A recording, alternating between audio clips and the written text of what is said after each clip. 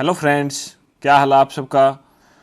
तो आज की इस वीडियो में करने वाले हम पॉलिटी के कुछ इम्पोर्टेंट एमसीक्यूज, ठीक है, जो कि बार बार एग्जाम में पूछे जाते हैं और अब तक भी पूछे गए हैं। उससे पहले अगर आप हमारे चैनल पर नए हैं तो चैनल को सब्सक्राइब करें और साथ ही साथ बेल आइकन को प्रेस करें ताकि जब भी हम नई वीडियो अपलोड करें तो आपको तुरंत नोटिफिकेशन मिल जाए।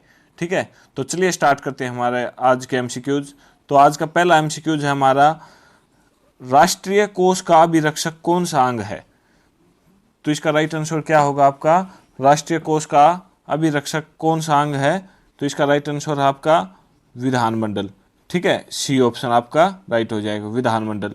राष्ट्रीय कोष पर व्यापक विचार विमर्श विधानमंडल में ही किया जाता है, इसलिए विधानमंडल को ही राष्ट्रीय कोष का अभिरक्षक माना जाता है।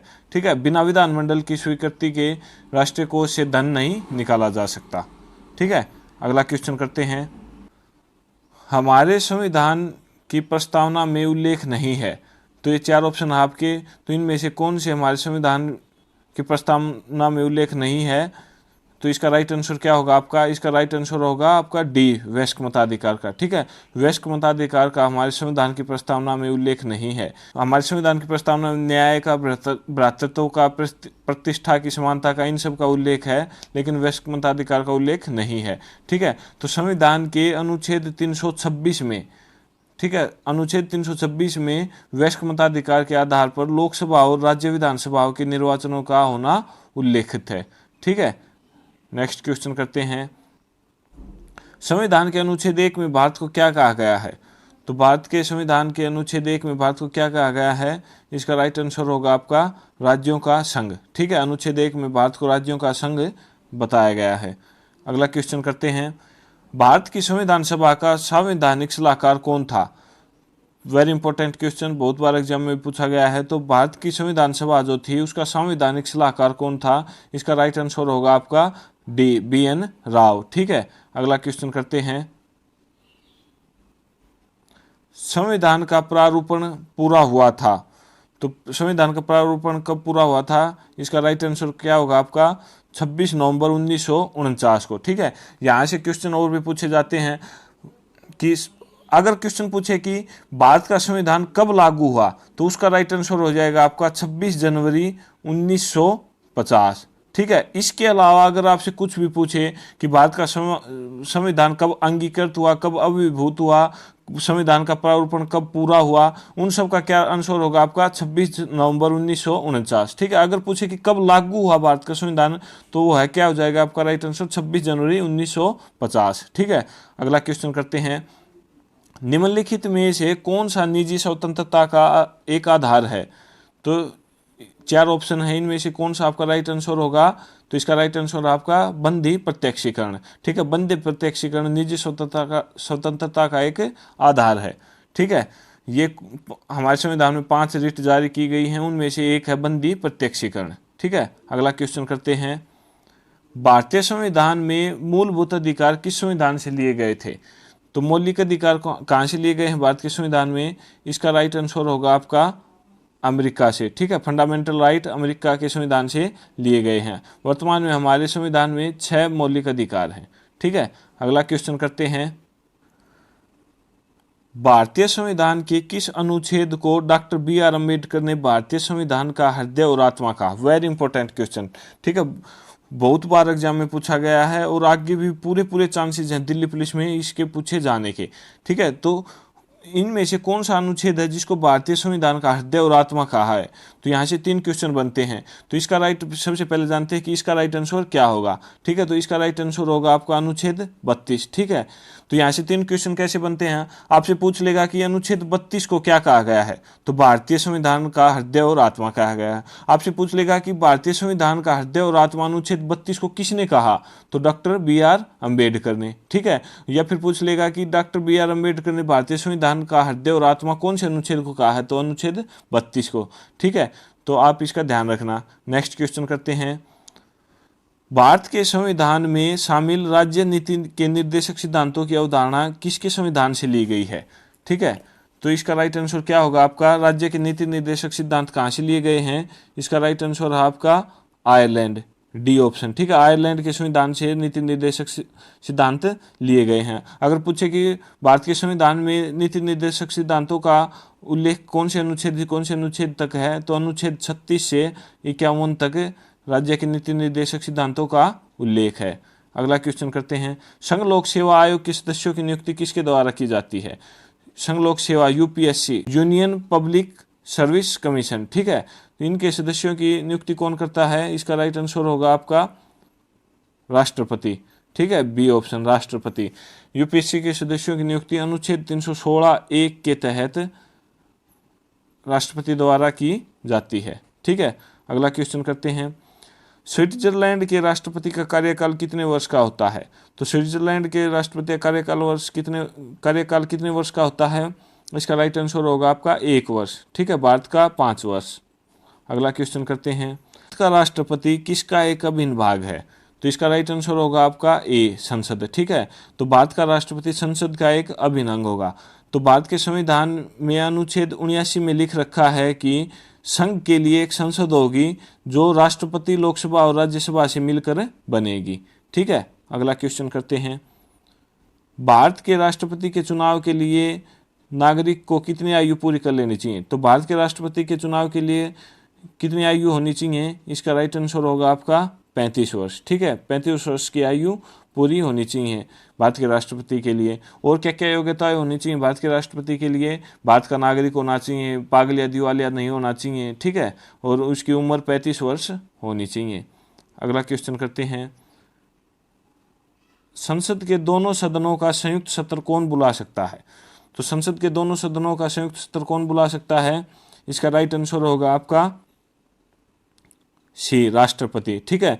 संयुक्त सत्र बुला राष्ट्रपति सकता है। अगर पूछे कि अध्यक्षता कौन करता है संयुक्त सत्र की, तो उसका राइट आंसर क्या होगा आपका? लोकसभा अध्यक्ष, ठीक है। तो संसद के संयुक्त सत्र की अध्यक्षता लोकसभा अध्यक्ष करता है, बुलाता कौन है? राष्ट्रपति। अगला क्वेश्चन करते हैं, भारत में सरकार की संसदीय प्रणाली कहाँ से ग्रहण की गई है? ठीक है, तो भारत में सरकार की संसदीय प्रणाली कहाँ से ग्रहण की गई है? इसका राइट आंसर होगा आपका ब्रिटेन से, ठीक है। ब्रिटेन के संविधान से संसदीय प्रणाली ली गई है। अगला क्वेश्चन करते हैं, उच्चतम न्यायालय की प्रथम महिला न्यायाधीश कौन थी? तो सुप्रीम कोर्ट की प्रथम महिला न्यायाधीश कौन थी? इसका राइट आंसर होगा आपका फातिमा बीबी, ठीक है। कब बनी? 1989 में, ठीक है, फातिमा बीबी। अगला क्वेश्चन करते हैं, भारतीय संविधान का अंतिम व्याख्याता है? तो 4 ऑप्शन है, इनमें से भारतीय संविधान का अंतिम व्याख्याता कौन है? सर्वोच्च न्यायालय, ठीक है। संविधान के अनुच्छेद 132, 133 और अनुच्छेद 228 में संविधान की व्याख्या करने का अंतिम अधिकार सर्वोच्च न्यायालय को दिया गया है, और उच्च न्यायालयों से ऐसे मुकदमों को जिनमें संविधान की व्याख्या का प्रश्न निहित हो, तो सर्वोच्च न्यायालय में निर्णय हेतु भेजे जाने की व्यवस्था भी की गई है, ठीक है। तो भारतीय संविधान का अंतिम व्याख्याता कौन हो गया? सर्वोच्च न्यायालय। अगला क्वेश्चन करते हैं, चुनाव आयोग किस अनुच्छेद के अंतर्गत स्थापित किया गया है? तो चुनाव आयोग कौन से अनुच्छेद के अंतर्गत स्थापित किया गया है? इसका राइट आंसर होगा आपका अनुच्छेद 324, ठीक है, सी ऑप्शन। अनुच्छेद 324 के अंतर्गत चुनाव आयोग स्थापित किया गया है। अगला क्वेश्चन है, मुख्यमंत्री की नियुक्ति कौन करता है? तो मुख्यमंत्री की नियुक्ति कौन करता है? राज्यपाल। वेरी इंपॉर्टेंट क्वेश्चन, ठीक है। राज्यपाल के द्वारा मुख्यमंत्री की नियुक्ति की जाती है। अनुच्छेद 164(1) के तहत सीएम की नियुक्ति राज्यपाल द्वारा की जाती है, ठीक है। अगला क्वेश्चन करते हैं, दिल्ली में कुल कितनी विधानसभा सीटें हैं? तो दिल्ली में कुल कितनी विधानसभा सीटें हैं? 70, ठीक है। वर्तमान में दिल्ली के सीएम कौन है? अरविंद केजरीवाल। अगला क्वेश्चन करते हैं, राज्य विधानसभा में धन विधेयक किसकी पूर्व अनुमति से प्रस्तुत किया जा सकता है? तो इसका राइट आंसर होगा आपका राज्य का राज्यपाल, ठीक है, ए ऑप्शन, राज्य का राज्यपाल। अनुच्छेद 207 के अनुसार राज्य विधानसभा में धन विधेयक राज्यपाल की पूर्व अनुमति से ही प्रस्तुत किया जा सकता है, ठीक है। अगला क्वेश्चन करते हैं, हमारे संविधान में आर्थिक योजना शामिल है? तो हमारे संविधान में जो आर्थिक योजना है वो कौन सी सूची में शामिल है? इसका राइट आंसर होगा आपका समवर्ती सूची, ठीक है। तीन सूची हैं हमारे संविधान में, संघ सूची, राज्य सूची और समवर्ती सूची। तो आर्थिक योजना का जो विषय है वो कौन सी सूची में शामिल है, समवर्ती सूची में। ठीक है, अगला क्वेश्चन करते हैं, निम्नलिखित में से कौन सी संस्था पंचायती राज संस्था नहीं है। तो पंचायती राज संस्थान कौन सी नहीं है, चार ऑप्शन आपके, इसका राइट आंसर क्या होगा आपका, ग्राम सहकारी सोसाइटी। ठीक है, सी ऑप्शन हो जाएगा, ग्राम सहकारी सोसाइटी। अगला क्वेश्चन करते हैं, भारत में सूचना का अधिकार अधिनियम कब अधिनियमित किया गया। तो जो आरटीआई है वो भारत में कब लागू हुई, राइट टू इंफॉर्मेशन, सूचना का अधिकार कब लागू हुआ भारत में। तो इसका राइट आंसर होगा आपका 15 जून 2005। ठीक है, 15 जून 2005 को आरटीआई भारत में लागू हुआ। अगला क्वेश्चन करते हैं, अल्पसंख्यकों के लिए राष्ट्रीय आयोग किस वर्ष में बनाया गया था। ठीक है, तो अल्पसंख्यकों के लिए राष्ट्रीय आयोग किस वर्ष बनाया गया, इसका राइट आंसर है आपका 1992। ठीक है, 1992। अगला क्वेश्चन करते हैं, लोगों की सहमति का अर्थ है। इस प्रकार के क्वेश्चन बहुत पूछ लिए जाते हैं और ये क्वेश्चन पजल भी करते हैं। ठीक है, तो लोगों की सहमति का क्या अर्थ है, इसका अर्थ है अधिकांश लोगों की सहमति। ठीक है, आपको क्वेश्चन इसके ऑप्शन देखोगे तो देखने में लगेंगे कि सारे के सारे ऑप्शन एक जैसे हैं, लेकिन इनमें से एक राइट टिक करना होता है। तो लोगों की सहमति का अर्थ है अधिकांश लोगों की सहमति। ठीक है, अगला क्वेश्चन करते हैं, राष्ट्रपति द्वारा संसद के लिए एंग्लो इंडियन समुदाय के कितने सदस्यों को नामित किया जा सकता है। तो इसका राइट आंसर क्या होगा, लोकसभा में राष्ट्रपति कितने सदस्य मनोनीत कर सकता है, 2। ठीक है, अगला क्वेश्चन करते हैं, उपराष्ट्रपति पदेन अध्यक्ष है। तो उपराष्ट्रपति पदेन अध्यक्ष है, इसका राइट आंसर होगा आपका राज्यसभा का। ठीक है, राज्यसभा का पदेन अध्यक्ष उपराष्ट्रपति होता है। ठीक है, अनुच्छेद 89(1) में बताया गया है कि भारत का उपराष्ट्रपति राज्यसभा का पदेन सभापति होता है। ठीक है, अगला क्वेश्चन करते हैं, लोकतांत्रिक प्रणाली के लिए निम्न में कौन से तत्व आवश्यक हैं। तो चार ऑप्शन है आपके, इनमें से लोकतंत्र अगर किसी देश में अपनाना है या फिर लोकतांत्रिक प्रणाली अपनानी है तो वह कौन सी बातें हैं जो उस देश के लिए होनी जरूरी हैं। ठीक है, तो इसका राइट आंसर क्या होगा आपका, लोकतांत्रिक प्रणाली के लिए निम्न में से कौन सी तत्व आवश्यक हैं। तो इसका राइट आंसर होगा आपका उपरोक्त सभी। ठीक है, स्वतंत्र एवं निष्पक्ष चुनाव होने चाहिए, अवसर की समानता होनी चाहिए, अधिकारों का संरक्षण होना चाहिए एक लोकतांत्रिक प्रणाली के लिए। ठीक है, तो इसका राइट आंसर क्या हो जाएगा, उपरोक्त सभी। अगला क्वेश्चन करते हैं, प्रेस की स्वतंत्रता भारतीय संविधान के किस अनुच्छेद से मिलती है। तो प्रेस की स्वतंत्रता का उल्लेख कौन से अनुच्छेद में किया गया है। तो इसका राइट आंसर होगा आपका अनुच्छेद 19। ठीक है, अनुच्छेद 19 में प्रेस की स्वतंत्रता का जिक्र है। अगला क्वेश्चन करते हैं, मूल अधिकार भारतीय संविधान के किस भाग में स्थापित है। ठीक है, तो मूल अधिकार मौलिक अधिकार भारतीय संविधान के किस भाग में है, इसका राइट आंसर होगा भाग 3। ठीक है, डी ऑप्शन, भाग 3 में। और अनुच्छेद पूछे तो कहाँ से कहाँ तक मौलिक अधिकारों का वर्णन है, तो अनुच्छेद 12 से 35 तक। ठीक है, मौलिक अधिकारों का वर्णन है। अगला क्वेश्चन करते हैं, भारतीय संविधान को किसने बनाया। तो भारतीय संविधान को किसने बनाया, इसका राइट आंसर होगा संविधान सभा ने। ठीक है, एक संविधान सभा गठित की गई थी, उसके द्वारा भारतीय संविधान लिखा गया। अगला क्वेश्चन करते हैं, संपूर्ण भारतीय संविधान के निर्माण में संविधान सभा को कितना समय लगा।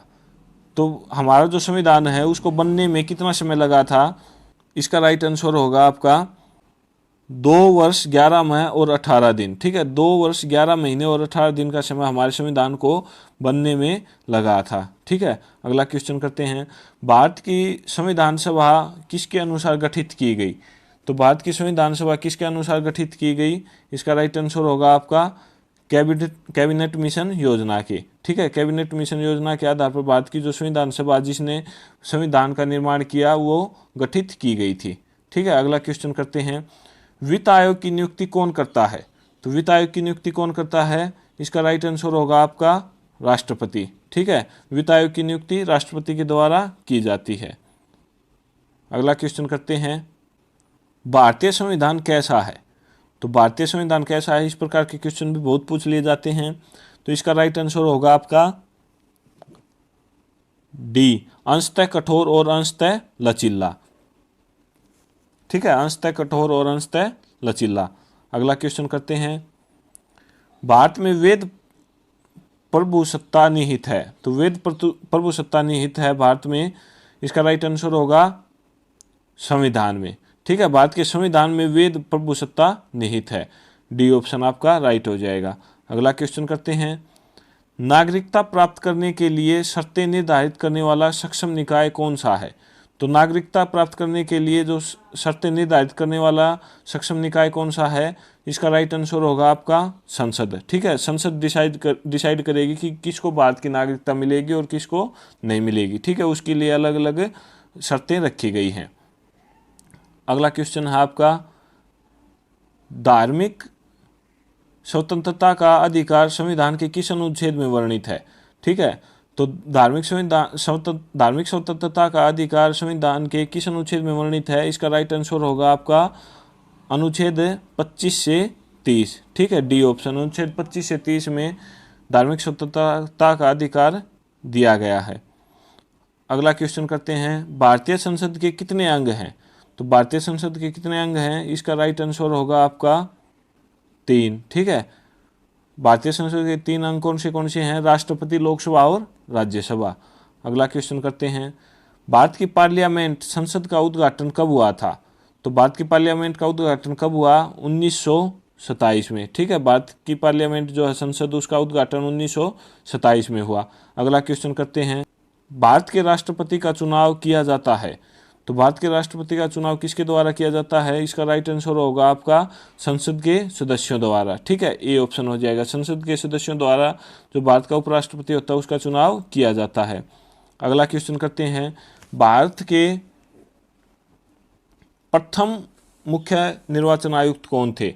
तो भारत के प्रथम निर्वाचन आयुक्त कौन थे, इसका राइट आंसर होगा आपका सुकुमार सेन। ठीक है, प्रथम निर्वाचन आयुक्त थे। ये कब बने, 1950 से 1958 तक ये रहे थे। अगर पूछे कि वर्तमान में भारत का मुख्य निर्वाचन आयुक्त कौन है, तो इसका राइट आंसर होगा आपका सुनील अरोड़ा।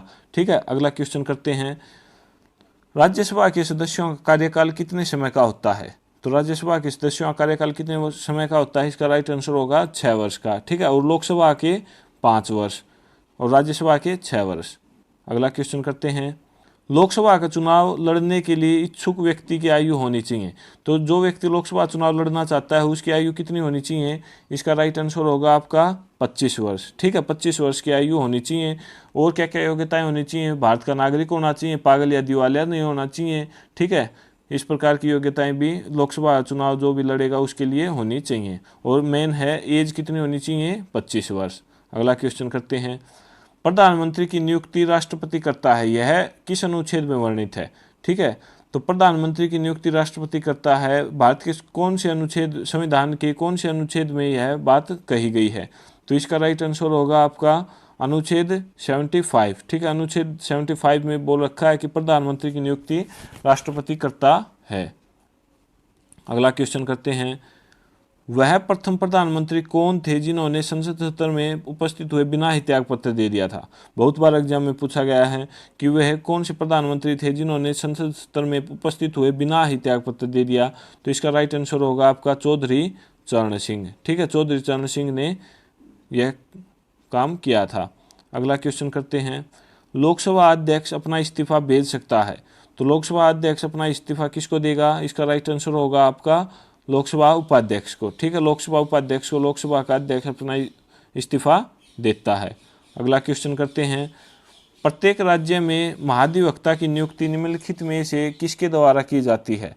तो जो राज्य का महाधिवक्ता होता है उसकी नियुक्ति किसके द्वारा की जाती है, इसका राइट आंसर होगा आपका राज्यपाल के द्वारा। ठीक है, राज्यपाल के द्वारा राज्य के महाधिवक्ता की नियुक्ति की जाती है। अगला क्वेश्चन करते हैं, भारत के नियंत्रक तथा महालेखा परीक्षक की नियुक्ति कौन करता है। तो भारत का जो कैग होता है, कैग कंट्रोलर ऑडिटर जनरल। ठीक है, नियंत्रक तथा महालेखा परीक्षक, इसकी नियुक्ति कौन करता है, इसका राइट आंसर होगा आपका राष्ट्रपति। ठीक है, राष्ट्रपति के द्वारा कैग के अध्यक्ष की नियुक्ति की जाती है। तो ये थे हमारे आज के कुछ पॉलिटी के इंपॉर्टेंट एमसीक्यूज। ठीक है। अगर आप इसकी PDF डाउनलोड करना चाहते हैं तो लिंक डिस्क्रिप्शन में दे दिया गया है, आप वहाँ से इसको डाउनलोड कर सकते हैं। अगर आपको वीडियो पसंद आई है तो लाइक करें, शेयर करें और सब्सक्राइब करें। धन्यवाद।